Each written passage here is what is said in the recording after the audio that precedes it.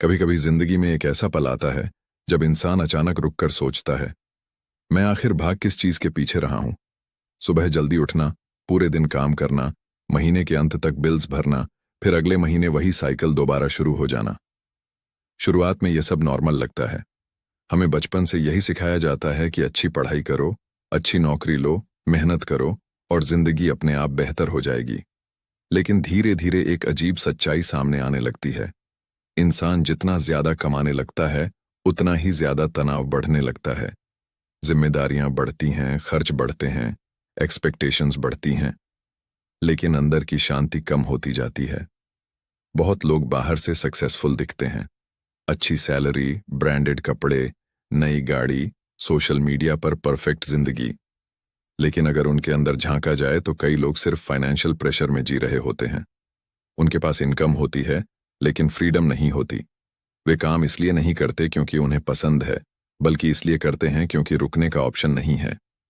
यही वह invisible trap है जिसे ज्यादातर लोग पूरी जिंदगी समझ ही नहीं पाते। और यही इस किताब का सबसे बड़ा पॉइंट है। फाइनेंशियल इंडिपेंडेंस सिर्फ ज्यादा पैसा कमाने से नहीं आती, बल्कि पैसे को समझने से आती है। लेखक शुरुआत में ही एक बहुत अनकंफर्टेबल बात बताते हैं। वे कहते हैं कि दुनिया में ज्यादातर लोग पैसे कमाने में पूरी जिंदगी लगा देते हैं, लेकिन पैसे को संभालना कभी नहीं सीखते। स्कूल हमें अलजेब्रा सिखाता है, फॉर्मूलास सिखाता है, लेकिन यह नहीं सिखाता कि सैलरी आने के बाद उसे कैसे मैनेज करना है। यही कारण है कि कई इंटेलिजेंट लोग भी फाइनेंशियल मिस्टेक्स करते रहते हैं। वे इमोशनल होकर खर्च करते हैं, सोसाइटी को इम्प्रेस करने के लिए डिसीजंस लेते हैं और धीरे धीरे खुद को ऐसी जिंदगी में फंसा लेते हैं जहां इनकम अच्छी होने के बावजूद पीस नहीं होती। सोचिए, एक इंसान की सैलरी हर साल बढ़ रही है, लेकिन उसके साथ साथ उसका लाइफस्टाइल भी बढ़ रहा है। पहले छोटी बाइक थी, अब कार चाहिए, फिर बड़ी कार चाहिए। पहले सिंपल फोन ठीक लगता था, अब हर नया मॉडल चाहिए। शुरुआत में ये छोटी इच्छाएं लगती हैं, लेकिन धीरे धीरे यही इच्छाएं फाइनेंशियल प्रेशर बन जाती हैं। इंसान सोचता है कि वह अपने लिए बेहतर जिंदगी बना रहा है, लेकिन असल में वह खुद को ईएमआई और ऑब्लिगेशंस की चेन में बांध रहा होता है। लेखक कहते हैं कि मॉडर्न दुनिया का सबसे बड़ा इल्यूजन यही है कि लोग रिच दिखना चाहते हैं, रिच बनना नहीं। वे ऐसी चीजें खरीदते हैं जिनकी उन्हें जरूरत नहीं होती, सिर्फ इसलिए ताकि दूसरे लोग उन्हें सक्सेसफुल समझें। लेकिन सच्चाई यह है कि रियल वेल्थ दिखाई नहीं देती। रियल वेल्थ वह पैसा है जो आपने खर्च नहीं किया। वह इन्वेस्टमेंट्स हैं जो क्वाइटली ग्रो कर रहे हैं। वह सेविंग्स हैं जो आपको फ्यूचर में फ्रीडम देंगी। लेकिन क्योंकि यह सब बाहर से विजिबल नहीं होता, इसलिए लोग इसकी वैल्यू नहीं समझते। धीरे धीरे लेखक हमें माइंडसेट शिफ्ट करवाते हैं। वे कहते हैं कि अगर आपको फाइनेंशियली फ्री बनना है तो सबसे पहले आपको अपनी सोच बदलनी होगी। पैसा सिर्फ खर्च करने की चीज नहीं है, पैसा एक टूल है। अगर आप इसे सही डायरेक्शन देते हैं तो यह आपको फ्रीडम देता है, लेकिन अगर आप इसे इमोशंस के हिसाब से यूज करते हैं तो यही पैसा स्ट्रेस का कारण बन जाता है। यहां लेखक एक बेहद पावरफुल बात कहते हैं। हर फाइनेंशियल डिसीजन आपकी फ्यूचर लाइफ को शेप करता है। छोटी चीजें इनसिग्निफिकेंट लगती हैं, लेकिन सालों बाद वही चीजें जिंदगी बदल देती हैं। हर इंपल्सिव खर्च, हर अननेसेसरी ईएमआई, हर बिना सोचे लिया गया डिसीजन धीरे धीरे आपकी फ्रीडम को कम करता है। वहीं हर छोटी सेविंग, हर डिसिप्लिन्ड इन्वेस्टमेंट और हर स्मार्ट चॉइस धीरे धीरे आपकी जिंदगी को मजबूत बनाती है। लेकिन प्रॉब्लम यह है कि इंसान शॉर्ट टर्म प्लेजर के सामने लॉन्ग टर्म फ्यूचर भूल जाता है। अगर अभी कोई चीज खुशी दे रही है तो वह फ्यूचर कॉन्सिक्वेंसेस नहीं सोचता। यही रीजन है कि कई लोग अच्छी इनकम होने के बावजूद फाइनेंशियली वीक रहते हैं। वे हर महीने कमाते हैं, फिर सब खर्च कर देते हैं और फिर अगले महीने दोबारा वही साइकिल शुरू हो जाती है। धीरे धीरे पूरी जिंदगी निकल जाती है, लेकिन फाइनेंशियल फ्रीडम सिर्फ सपना बनकर रह जाती है। लेखक कहते हैं कि फाइनेंशियल फ्रीडम अचानक नहीं आती, यह छोटे डिसीजन से बनती है। जिस दिन इंसान अपने खर्च को कॉन्शियसली ऑब्जर्व करना शुरू करता है, उसी दिन उसकी फाइनेंशियल जर्नी बदलने लगती है। क्योंकि पैसा अचानक गायब नहीं होता, वह धीरे धीरे छोटी हैबिट्स में खत्म होता है। हर दिन की छोटी coffee, unnecessary online shopping, impulse buying, status दिखाने की कोशिश, ये सब मिलकर सालों में बहुत बड़ा डिफरेंस क्रिएट करते हैं। धीरे धीरे लेखक सेविंग की इंपॉर्टेंस समझाते हैं, लेकिन वे कहते हैं कि सेविंग सिर्फ पैसे जमा करना नहीं है। सेविंग डिसिप्लिन है। जब आप अपनी इच्छाओं को कंट्रोल करना सीखते हैं, तब आप मेंटली स्ट्रांगर बनते हैं। शुरुआत में सेविंग बोरिंग लगती है।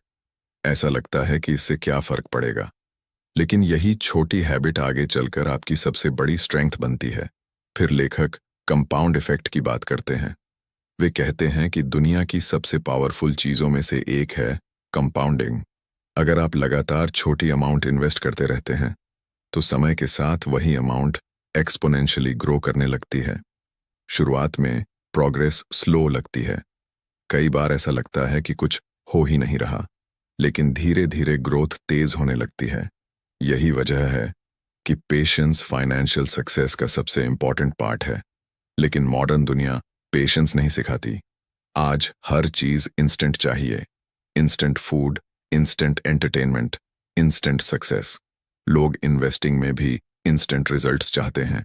अगर कुछ महीनों में बड़ा रिटर्न नहीं मिला, तो वे गिव अप कर देते हैं।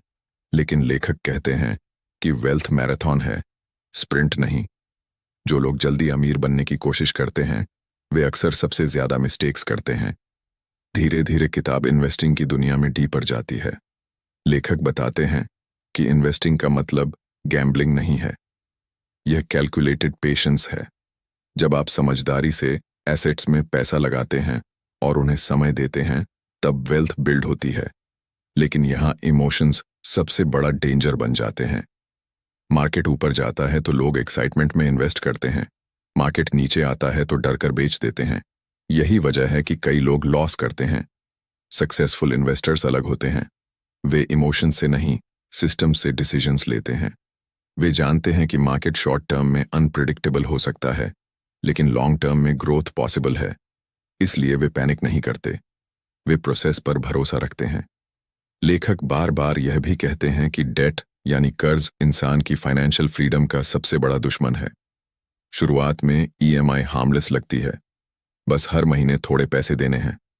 लेकिन धीरे धीरे वही ईएमआई आपकी इनकम का बड़ा हिस्सा खाने लगती है। फिर इंसान सिर्फ बिल्स चुकाने के लिए काम करने लगता है। यही डेट ट्रैप है। और सबसे डेंजरस बात यह है कि कई लोगों को एहसास भी नहीं होता कि वे इस ट्रैप में फंस चुके हैं। धीरे धीरे इंसान समझने लगता है कि पैसा सिर्फ नंबर्स नहीं है, पैसा इमोशंस से जुड़ा हुआ है। फियर, ग्रीड, इनसिक्योरिटी, ईगो, ये सब फाइनेंशियल डिसीजंस को इन्फ्लुएंस करते हैं। इसीलिए लेखक कहते हैं कि फाइनेंशियल सक्सेस नॉलेज से ज्यादा बिहेवियर पर डिपेंड करती है। अगर बिहेवियर डिसिप्लिन्ड है, तो एवरेज इनकम वाला इंसान भी वेल्थ बिल्ड कर सकता है। लेकिन अगर बिहेवियर इंपल्सिव है, तो हाई इनकम वाला इंसान भी फाइनेंशियली स्ट्रगल कर सकता है। और शायद यही इस किताब की सबसे पावरफुल बात है। वेल्थ बाहर बनने से पहले अंदर बनती है। जब माइंडसेट बदलता है, तभी जिंदगी बदलती है। धीरे धीरे इंसान यह समझने लगता है कि फाइनेंशियल फ्रीडम सिर्फ बैंक बैलेंस का खेल नहीं है, बल्कि हैबिट्स का खेल है। क्योंकि जिंदगी अचानक नहीं बदलती। जिंदगी हर दिन लिए गए छोटे फैसलों से बदलती है। सुबह उठने से लेकर रात सोने तक इंसान जो चॉइसेस करता है, वही उसका फ्यूचर बनाती हैं। और पैसों के मामले में यह बात और भी ज्यादा सच है। कई लोग सोचते हैं कि अगर एक दिन अचानक उन्हें बहुत सारा पैसा मिल जाए, तो उनकी सारी प्रॉब्लम्स खत्म हो जाएंगी। लेकिन लेखक कहते हैं कि अगर माइंडसेट वही पुराना रहा, तो पैसा भी ज्यादा दिन नहीं टिकेगा। यही वजह है कि कई लोग लॉटरी जीतने के बाद भी कुछ सालों में फिर पहले जैसी हालत में पहुंच जाते हैं। क्योंकि वेल्थ सिर्फ पैसा नहीं है, वेल्थ उसे संभालने की एबिलिटी है। लेखक यहां एक बहुत गहरी बात बताते हैं। वे कहते हैं कि लोग अक्सर अपने फ्यूचर सेल्फ के बारे में सोचते ही नहीं। वे सिर्फ आज की खुशी के लिए डिसीजंस लेते हैं। लेकिन हर डिसीजन फ्यूचर को अफेक्ट करता है। अगर आज आप बिना सोचे खर्च कर रहे हैं, तो फ्यूचर में आपको उसकी कीमत चुकानी पड़ेगी। वहीं अगर आज आप डिसिप्लिन्ड हैं, तो फ्यूचर में वही डिसिप्लिन आपको फ्रीडम देगा। यही कारण है कि फाइनेंशियली स्ट्रांग लोग शॉर्ट टर्म इमोशंस पर नहीं, लॉन्ग टर्म विजन पर फोकस करते हैं। धीरे धीरे किताब हमें यह एहसास करवाती है कि फाइनेंशियल स्ट्रेस सिर्फ पैसों की कमी से नहीं आता, कई बार स्ट्रेस अनसर्टेनिटी से आता है। इंसान को डर रहता है कि अगर कुछ गलत हो गया तो क्या होगा। नौकरी चली गई तो, अचानक बीमारी आ गई तो, कोई इमरजेंसी आ गई तो। यही रीजन है कि लेखक इमरजेंसी फंड को बहुत जरूरी मानते हैं। वे कहते हैं कि फाइनेंशियल सिक्योरिटी का पहला कदम इन्वेस्टमेंट नहीं, बल्कि प्रोटेक्शन है। जब आपके पास कुछ महीनों का बैकअप होता है, तब जिंदगी थोड़ी स्टेबल लगने लगती है। तब हर छोटी प्रॉब्लम डिजास्टर नहीं लगती। लेकिन यहां भी पेशेंस जरूरी है, क्योंकि शुरुआत में सेविंग्स बहुत छोटी होती है। कई बार लगता है कि इससे क्या होगा, लेकिन धीरे धीरे वही छोटी रकम कॉन्फिडेंस बन जाती है।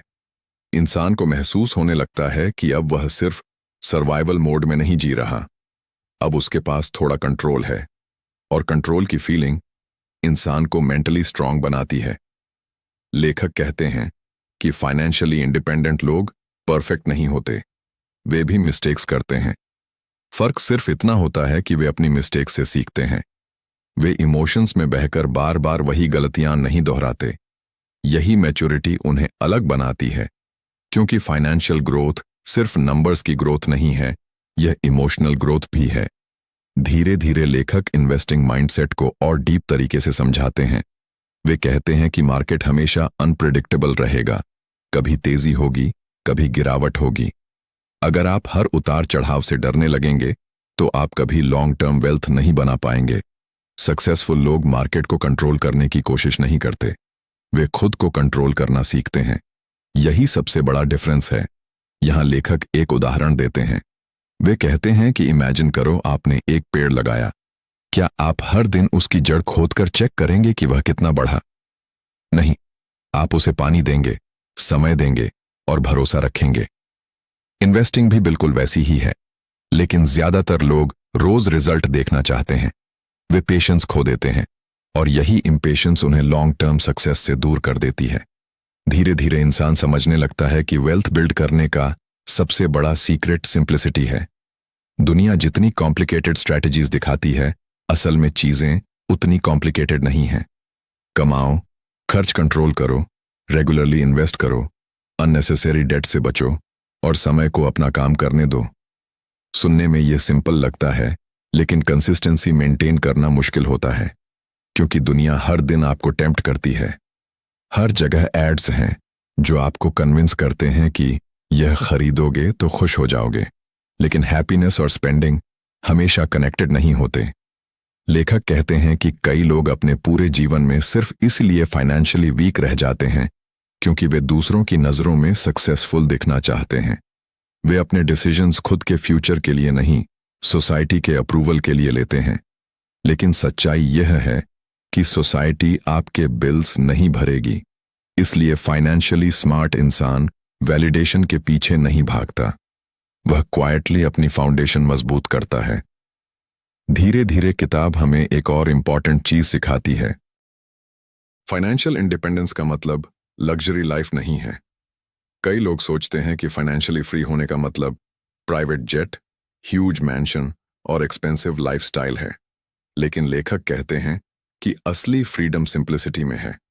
जब आपकी ज़रूरतें कंट्रोल में होती हैं, तब आपको बहुत ज़्यादा इनकम की ज़रूरत नहीं पड़ती। लेकिन अगर डिज़ायर्स एंडलेस हैं, तो करोड़ों कमाने के बाद भी सेटिस्फैक्शन नहीं मिलेगा। यहीं पर किताब हैप्पीनेस और मनी के रिलेशनशिप को भी एक्सप्लेन करती है। पैसा ज़रूरी है क्योंकि ये बेसिक सिक्योरिटी देता है, लेकिन एक पॉइंट के बाद हैप्पीनेस सिर्फ स्पेंडिंग से नहीं आती। असली हैप्पीनेस आती है पीस से, ये नोइंग से कि आप फाइनेंशियली स्टेबल हैं, कि अगर जिंदगी में कुछ अनएक्सपेक्टेड हुआ तो आप टूटेंगे नहीं। यही पीस सबसे बड़ी लग्जरी है। धीरे धीरे इंसान रियलाइज करता है कि फाइनेंशियल फ्रीडम ओवरनाइट नहीं आती, ये बोरिंग कंसिस्टेंसी से आती है। रोज छोटे अच्छे डिसीजंस, हर महीने डिसिप्लिन और हर साल पेशेंस। बाहर से यह जर्नी एक्साइटिंग नहीं दिखती, लेकिन अंदर से यही सबसे पावरफुल ट्रांसफॉर्मेशन होता है, क्योंकि धीरे धीरे इंसान फियर से बाहर निकलने लगता है। लेखक कहते हैं कि दुनिया में दो तरह के लोग होते हैं। पहले वे जो पूरी जिंदगी सिर्फ इनकम के लिए काम करते हैं। दूसरे वे जो धीरे धीरे एसेट्स बिल्ड करते हैं ताकि एक दिन एसेट्स उनके लिए काम करें। और यही वह टर्निंग पॉइंट है जहां जिंदगी बदलती है। जब आपका पैसा इनकम जनरेट करना शुरू करता है, तब आप पहली बार फ्रीडम का टेस्ट महसूस करते हैं। लेकिन यहां भी ग्रीड डेंजर बन सकती है। कई लोग थोड़ा सक्सेस मिलते ही जल्दी अमीर बनने के पीछे भागने लगते हैं। वे रिस्की स्कीम्स में पैसा डालते हैं, शॉर्टकट्स ढूंढते हैं और फिर लॉसेस फेस करते हैं। लेखक बार बार कहते हैं कि वेल्थ बिल्ड करने का रास्ता स्लो है। अगर कोई चीज बहुत जल्दी बहुत ज्यादा रिटर्न देने का प्रॉमिस कर रही है, तो अक्सर उसमें डेंजर छिपा होता है। धीरे धीरे इंसान समझने लगता है कि पैसा सिर्फ एक्सटर्नल चीज नहीं है, यह कैरेक्टर टेस्ट भी है। अगर आपके अंदर डिसिप्लिन नहीं है, तो पैसा आपको अनस्टेबल बना सकता है। लेकिन अगर माइंडसेट स्ट्रांग है, तो धीरे धीरे वही पैसा फ्रीडम बन जाता है। और शायद यही इस किताब का सबसे इमोशनल हिस्सा है। फाइनेंशियल फ्रीडम सिर्फ आपके लिए नहीं होती, यह आपके परिवार के लिए होती है, आपके बच्चों के फ्यूचर के लिए होती है, उस पीस के लिए होती है जहां आपके पेरेंट्स को स्ट्रेस ना हो, जहां आप सिर्फ सर्वाइवल नहीं बल्कि मीनिंगफुल जिंदगी जी सकें।